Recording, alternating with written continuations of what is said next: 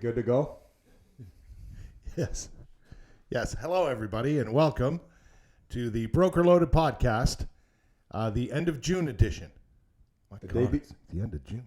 Day before Canada Day. So I hope everybody had a great Canada Day weekend. I hope you didn't run into any protests. Yes, by the time you see this, Canada Day will have happened, and hopefully everything went off without a hitch, as it were. By the way, this is the Broker Loaded Podcast. I'm Kurt Stoodley. I'm Dan Grimes. We're realtors who host a podcast about real estate. Generally about real estate. Generally speaking. And today we'll have an interesting discussion because as time goes on, as the market changes and things have been happening in this marketplace here in the Ottawa area for the last couple of weeks, and it's a marked difference from where we were just a short time ago. Yeah, it certainly is. So I think our last podcast that dropped was about 2 weeks ago, and even since that time, rates have gone up once again. Yep. Prices continue to come down slightly. Right. Not at the rate of the last 30 days, but I think we're pretty close to the bottoming out and the adjustment. The price adjustment. And believe me, this is if you look at the past few years, over time, this adjustment has taken place in rapid fashion. But there was an adjustment that was needed when it comes to the housing market in Ottawa. Yeah. And I think you're right. I think the adjustment is basically over with in terms of dramatic changes to the marketplace. Yeah. And things should start settling back down to, I think, a more, if you can relate to, a more pre-COVID feel, right? Absolutely. You feel it now. Yeah. Homes are staying on the market longer. Yeah, I often describe it as a more regular market. People are talking about a balanced market. I don't know if we're there yet, but we're pretty close. But I think a more regular sort of feel where you list a house and you're not, just putting it up there for 5 days and having a battle on Tuesday to see who wins the prize. Yeah, that's not happening. No, not as much. And, I think there's rare cases of that right now. Very rare. There's still the auto case. I find the homes over $1 million, if they're listed at $1 million, 1.1, there's the odd one that they're getting a little over asking price. Out here in the south end of Ottawa where I am, there's probably I checked yesterday, in the last 2 weeks, I go to townhomes because it's the easiest one. There's more of those that sell, so you get a better indication. Mm-hmm.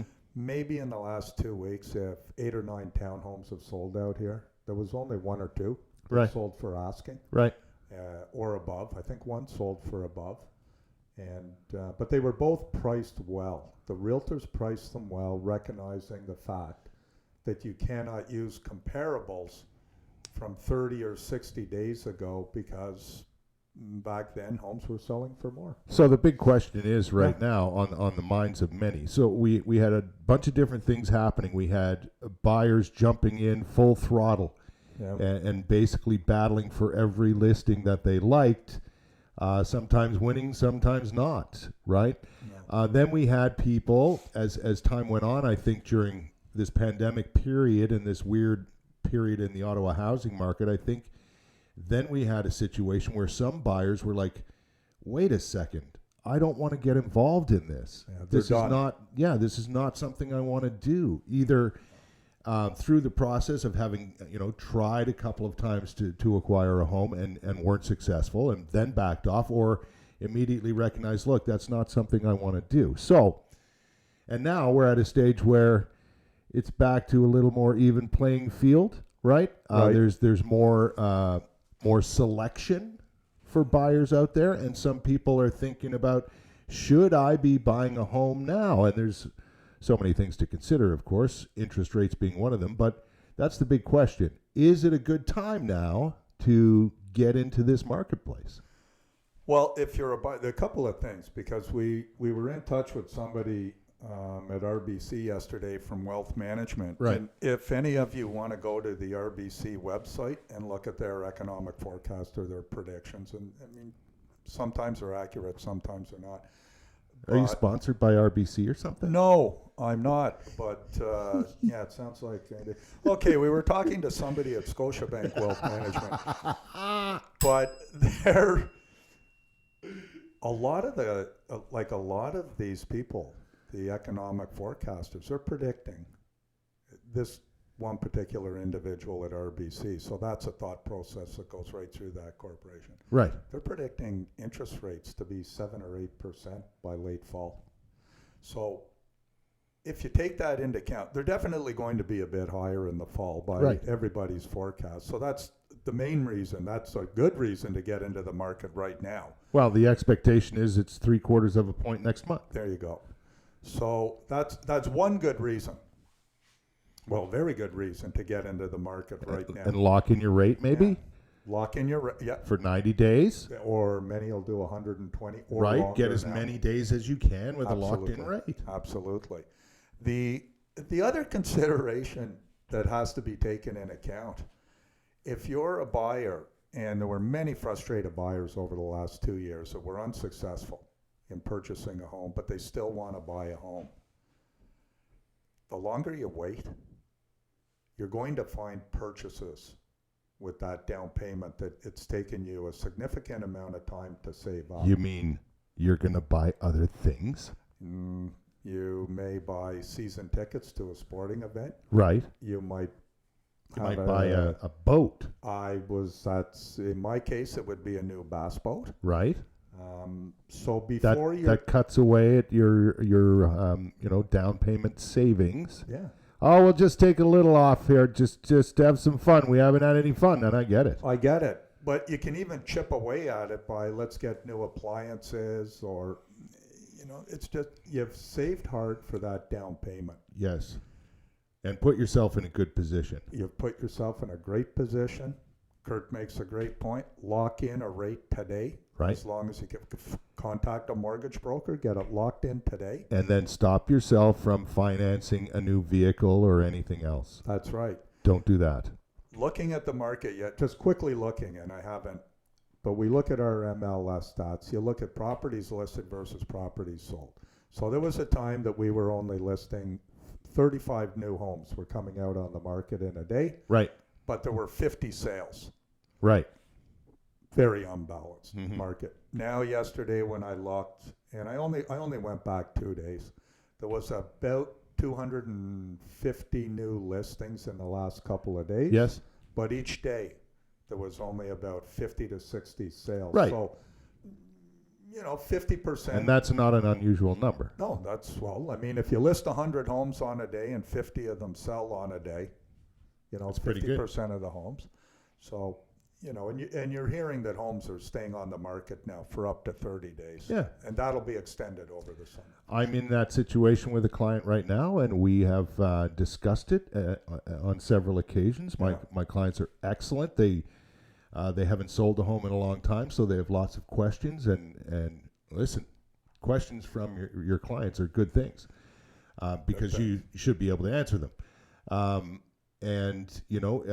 At first, when we first discussed selling their home, which is a townhome in Canada, when we first started talking about it, we were talking about something completely different. Yeah. We were talking about listing for the 5-day period and entertaining offers on Tuesday afternoon, as was the norm for quite some time. Well, in between the time that we were discussing listing and what we were going to do and the time that we led up to getting pictures taken and actually listing the property, things had changed dramatically. So we did not go that route. So, it's been on the market now for a couple of weeks. I have a couple of very serious inquiries. But it hasn't sold. Yeah, it hasn't sold yet. And that is something I talk to my clients about. And you have to exercise some patience now. It's a different market altogether. And realtors, please educate your sellers especially as to what's happened here. Because I could have tried the 5-day, let's go at it, see what offers come sort of scenario, but then I would probably had to have listed lower, and that's no guarantee these days that the offers are going to come flying in on offer day. That's for sure. And I'll tell you, if a realtor is using that no offers, so today's June 30th, let's say a new property comes out today and the realtor has offers presented at 4 p.m. on July 5th. Right. now more than ever, you better be very, very, very confident that you're going to get multiple offers on an offer day, because realtors and buyers are done with that. It seems that way. Yeah, It sure seems. Now, I did see a couple of townhomes in Canada sell this week that had held offers for a few days, and well, there's exceptions. Worked out for them to a degree, but it wasn't $100,000 or $50,000 over asking. Let me tell you. No, and you know if it sold for a nickel under asking, they only had one offer. Right. So there are telltale signs about that. So the option is there now to get back in our estimation, I think, is to jump right in now and secure that best mortgage rate you can find for as long as you can. Tighten it up. And take a look at the current selection, because there are more homes on the market. There is more choice available for buyers, and deals can be done. There's negotiations happening. There's conditions that are back into play here. Yes. Right? So it's returned to a more familiar type of market that we're used to. So what we're really saying is, if you're a buyer and you've been trying to buy a home in the last 2 years and you were frustrated, get in the game now, because you're going to go into a market, especially if you were a first-time buyer. Did you want to ring that bell? No, I'm going to wait for another opportunity. Okay. It has to be at the right moment. Okay. The bell ringing. So if you're particularly first-time buyers, can you imagine what they've gone through in the last 2 years? There's many buyers that have put offers, 15, 20 offers on homes in the last, and always come in second or third place. Well, if you don't come in first place, it really doesn't matter where you were down the line. No, although you always want to know. You want to know, but then it's even more frustrating knowing that you lost it for $500 or $1,000. But now you can go in, regardless of what you're being told by the listing realtor. There's options out there. So if you're going to put an offer in on a townhome, don't be disappointed if you don't get it, because like I said, in the South End, Canada, Stittsville, townhomes, generally first-time buyer properties. Right. Generally. You're always going to have a backup option. This is a time now where you can go in, and if it's a Palmdale model and you don't get the one you like, in all likelihood, there's another Palmdale for sale somewhere. The old Palmdale. The old Palmdale and Frisco, baby. Yep. Those are the ones. And that goes back, man. That's 15 years. Yeah.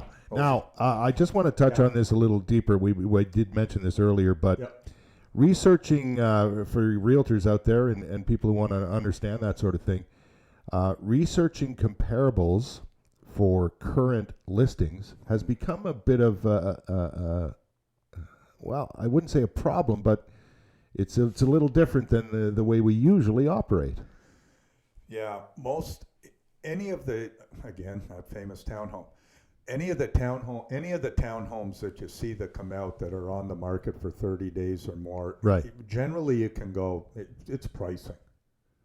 Really, there's only two reasons a home doesn't sell. One, it's overpriced. Right.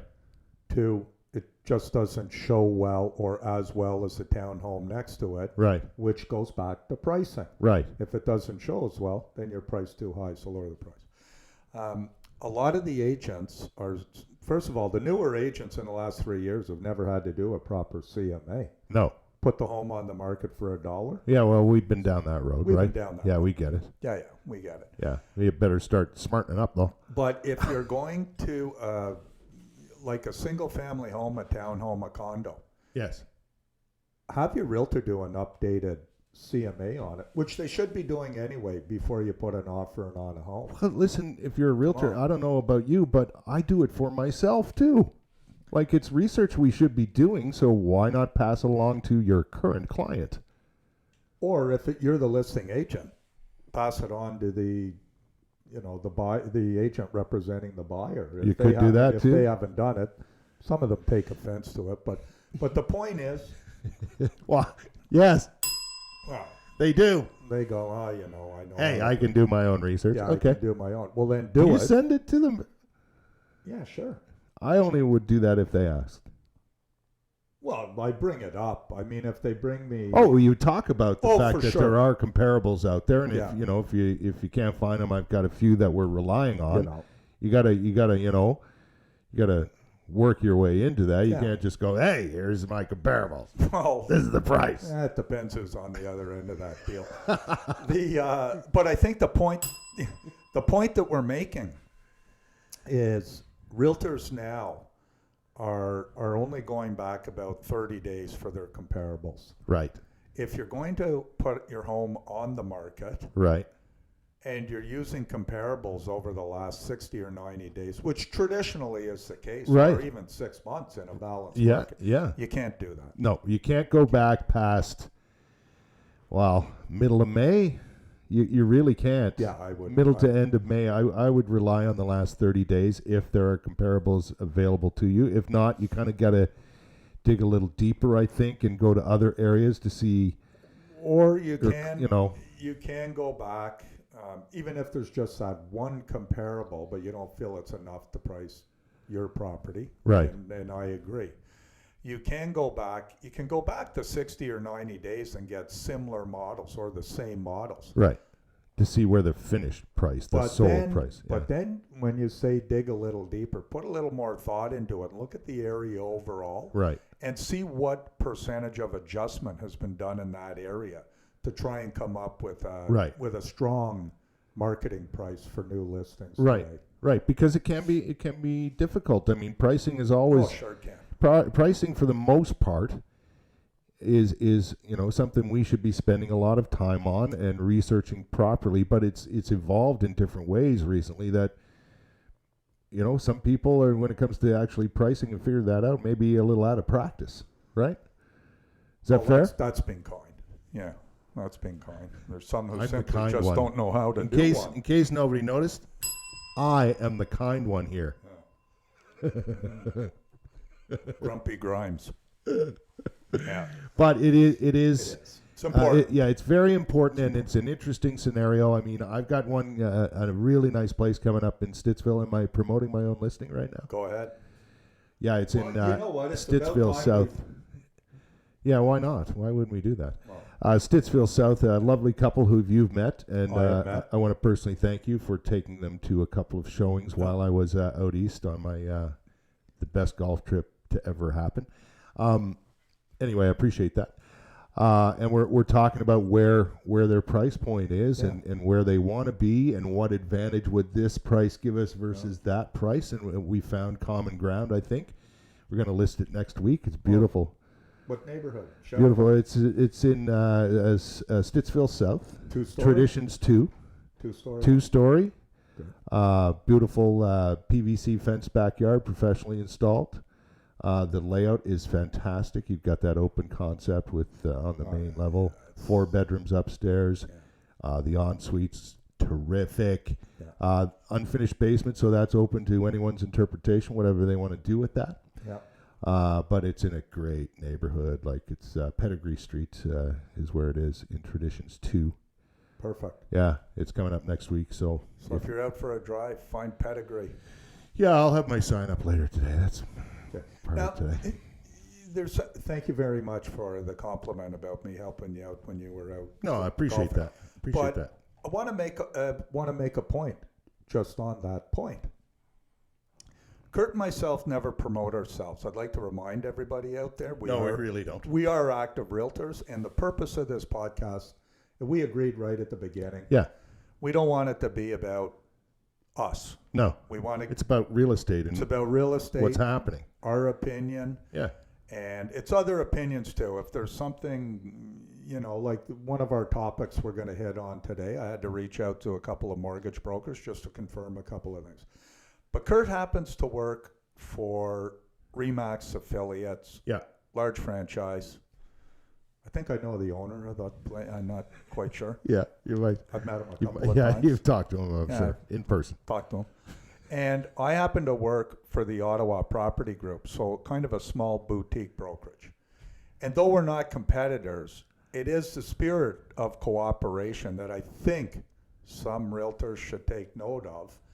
And we can work with one another doing this podcast. And like Kurt said, he went out east. Yeah. And he felt comfortable enough with me to go out and show a few homes to a very nice couple. Aren't they nice? Oh, yeah. They're nice. Yeah, super nice people. Super nice. And they eventually found a lovely home in the area they preferred, so that's great. But yeah, and that's what it's all about. Like, real estate to us is a trust game. It's a trust environment, and you have to trust your realtor, and the realtor has to trust you, and other realtors have to trust each other. And that's, I called Danny. I said, look, I'm gone for 8 days, but these guys are active and they're really on the hunt, and they're a super nice couple. I made sure everybody was on board. Mm-hmm. And I asked Danny if he wanted to do it, first of all, and if it was cool if he did. And yes, you took him to a few shows. Why wouldn't I do that? Right? Well, I get asked, why is Kurt showing, or why would he? I said, because we work together. We're doing the podcast. We get along. We have fun. And, just a couple of knuckleheads that... Right. But why, I know a lot of realtors. I don't know a lot of them as well as I know you. Yeah, we've gotten to know one another. And I've gotten to know the way you operate, which is very similar, if not quite like the way I operate. And I do take some cues from Danny's experience, believe me. So why would you not, realtors go on vacation too. It's hard to do. But why wouldn't you have someone that you know and trust to take your clients to, see a home? And if they had liked it, we would have worked out how to put an offer together and got them the home they wanted. Yeah, funny, eh? They were looking for a 2-story. And yeah. Am I correct? They ended up on the bungalow. They ended up with a bungalow, yeah. It's a fun journey, though, and it was cool that you got to be a part of it. So we're just talking about cooperation. I mean, there's... I think like any business, there's a lot of intense sort of competition, and more and more realtors, there's more and more competition. But listen, you got to work with who you trust, and that's like the couple you took out there. That's one of the first things they said to me after our initial meeting was we felt a level of trust. Right? That's magic? So there you go. Well, but you're an East Coast guy. Everybody trusts everybody east of Quebec. I like talking to people. Yeah. My God, what a trip out east, though, that golf trip was. How many courses did you play? We ended up playing 4 different ones, but we played Granite Springs in Halifax, which, of course, I played a lot when I was younger because I lived in Halifax off and on. I grew up there. And then we went to a place called Fox Harbor. Now, Fox Harbor was built by Ron Joyce, who used to own the Tim Hortons franchise. Yeah, of course. Do you remember he built it as a private course? That's right. And he had an airstrip built in there, which is still there, and a helipad and the whole works. And people would fly in, like he would fly people in or what have you, and they would play this golf course. Well, they've turned it into a golf destination. It's in Wallace, Nova Scotia, which is a lovely little... community, but it's not very big. You drive up or you fly in to Fox Harbor, and you actually have to press a button so someone will open the gates. Now, did you fly in with your helicopter, or did you fly? No, my helicopter wasn't available to me at that time. No, we flew to Halifax, rented a vehicle. We were lucky enough to book it far in advance. If you're going to the East Coast or anywhere and you need to rent a vehicle, you need to do it like months in advance. It's crazy. Anyway, so we went to Halifax, then to Fox Harbor, stayed overnight, played a couple rounds there at that beautiful golf course, then headed to Cape Breton to Cabot. If anybody knows anything about golf, Cabot Links and Cabot Cliffs are 2 of the top 10 golf courses in North America right now, or something like that. And they're in Inverness, Nova Scotia, in beautiful Cape Breton. Yep. So we made the trek up there and spent the next 5 days there playing alternately the Links course, which is the original, and the Cabot Cliffs course, which is about 10 minutes up the road, being shuttled back and forth. Played 2 rounds a day for 5 days. What's the famous one in PEI? Oh, Crowbush. There's a bunch of PEI. Anyway, so there's a summary. That was my trip. Anyway, and if just go east for one, even on a vacation. But if you're a golfer, that's You got to go. you got to go. Go to Cabot and go to Fox Harbor if you can. Wow. It was, I tell you what, for Fox Harbor, it was a stay and play, and it was $500. So your room for the night, they've got restaurants on site, and your round of golf was about $500. Is that a deal? I haven't played a round of golf. That's a pretty good deal for Pretty a premium good for golf a premium course golf at a premium golf resort and a destination for golfers. Do you have to take a cart, or can you walk? We took a cart at Fox Harbor, mainly because, well, we were three fellows on a golf trip, so we didn't get a lot of sleep. There you go. But at Cabot, you cannot. So you walk. Oh yeah, walk twice, 2 rounds a day for 4 straight days. Perfect. And it was unbelievable. I wish I played better, but I did not care. No, I wouldn't care. That's not what I'm there for. Anyway, so that's in a roundabout way, we're talking about cooperation. Yeah. Right? Yeah. So what's next? We're about to wrap it up, but there's a couple of points we want to make beforehand. Yeah, we're going to run out of time quickly. You did mention conversations with mortgage people. It is a good idea, I think, to recommend that people check in with their mortgage person, whoever that might be, and talk about things. That's right. Yeah. And if you sooner rather than later, because you can lock in a mortgage rate for more than 90 days now. I'm not sure how long. I know there's some people that'll, if it's a builder, you can lock in for almost a year. We went over that our last one. Right. So a couple of things I want to, the rant at the end is not a real rant, and it's not my rant, and I'll get to that. Okay. The thing that we're seeing in the market, particularly in the private for sale, or the like an auction platform or mere postings, etc. Right. We're seeing them to start promoting cash back from the seller to the buyer on closing. Yeah, and this is a little bit of a buyer beware sort of situation, right? Just to be aware. Yeah. There's nothing wrong with it. There's nothing illegal about it, unless you do not disclose it to the mortgagee, that being the lender. You either put it in the agreement of purchase and sale that there is a cash back on closing. Right. Or if it's not in the agreement of purchase and sale and you're the buyer and you're getting cash back on closing, I'll use it. One company is advertising a 2% if you don't show up with a realtor. Right. So if you're not represented, they'll give you 2% back? Yeah. The seller will pay the buyer the 2% rather than a cooperating realtor. Right. Having said that, if you're the buyer, seller has no problem. If you're the buyer, and I'll use $100,000.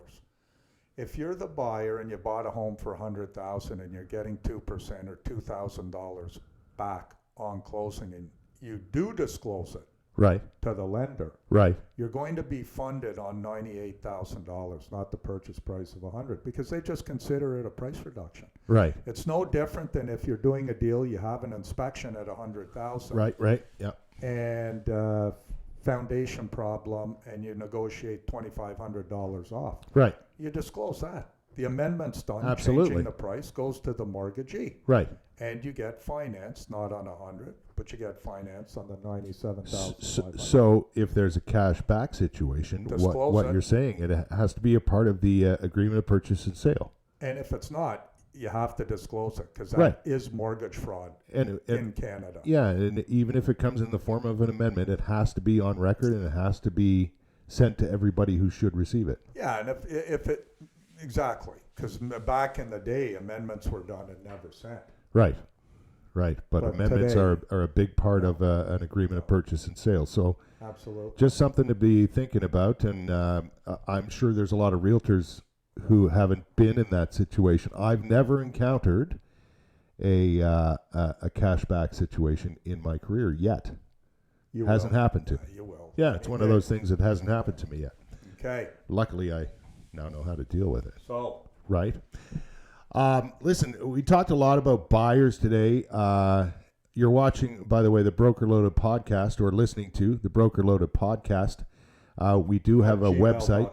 Yeah, that's our email address is TheBrokerLoadedPodcast@gmail.com. We have a website, correct? We have Facebook page. We have a Facebook page. Have a YouTube channel. A YouTube channel. Just type in The Broker Loaded Podcast and it'll get you there. Yeah, we That's haven't it. really said. You can listen to us now on just about every platform out there. Yeah, we've entered that world with entered the that podcast world. So wherever you find your favorite podcasts, and maybe this will be one of them, apparently we're there, right? Spotify, Amazon, All that business, which we've taken care of. So we talked a lot about the buyer situation today. Get in the game. If you're a Get buyer, in the game. get in the game. Yeah, and make sure you take the right steps to do so. That being said, things have changed so much that we're actually going to hold one of these buyer seminars in the very near future. So on our next podcast, we're going to give details, like real details. We're going to have a date, and we'll be taking reservations. Now, I will say they're limited to no more than 12 people. 12 couples, let's say. Is that right? Well, that'd be 24 people. Oh, you want 12 people? I like 12 people. 12 people. Okay, So that's limited. We'll make it 15. 15 people. Okay. I'll tell you why. I've done these before. They were very popular, and I used to do them for Scotiabank way back in the day. We're not a cattle in, cattle out couple of guys. We don't want 100 people in a room and just see if the gold nugget stays behind when you're all walking out the back door after having your free coffee and donuts. Right. At 12 people, we can take 2 hours, breakfast included. We can communicate with all of you where you're able to ask all of the questions that you wouldn't have the opportunity to ask in a bigger venue. We give you the CMAs on any of the neighborhoods that you're interested in. If you happen to have a home to sell, we're going to be right there, and we're going to be able to do a market analysis for you and talk about your neighborhood. So it's not just sitting there listening to us two for 2 hours. No. You're going to be participating. And we will be giving a date. Our next podcast, shot from a dock, because we're changing the location for the summer. We're going up to the Red Shed? Going up to the Red Shed, baby. Oh, I got some stories you got a lot of stories about the Red Shed, Yeah. but next time we'll talk about what you've done with the Red Shed. Yeah. Yeah, and we're going to invite 4 or 5 people up. We're going to do 4 or 5 realtors, and then 4 or 5 probably our friends come up there to participate. A little more lively up there.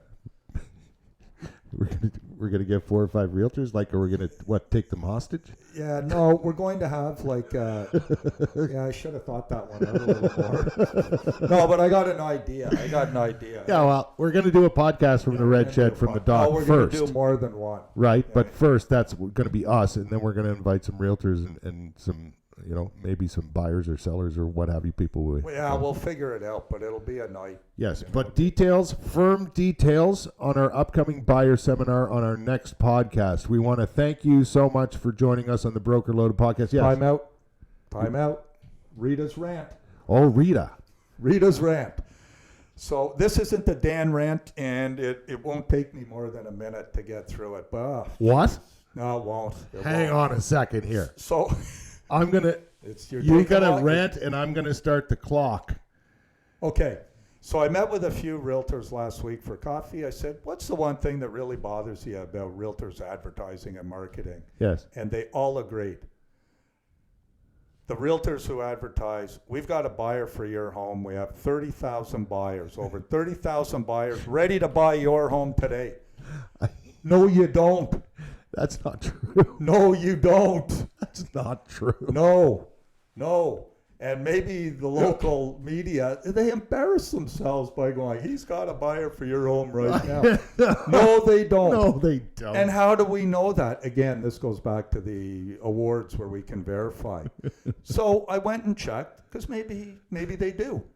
So out of the first 30 homes that this brokerage sold this year, right, 8% of them, they multiple repped it with double lending, meaning they had the buyer for that home. Yes. 8%. Well, we'll call it 10. So out of the first 30, they had 3. Right. 27 of them sold by other people who had buyers for that home. Other people had buyers? Other people. So Rita, thank you for that suggestion on the rent. Rita is a realtor, by the way. Right. That's a good one. Fine lady. Good one. Great gal. So I'm done. Okay. That was over a minute. But pretty close, actually. The Broker Loaded Podcast. Thanks for joining us. I'm Kurt Stoodley. Hope everybody had a great Canada Day. I'm Dan Grimes. Yes, indeed. Enjoy your holiday weekend. We'll see you next time. Next time, guys. Thanks.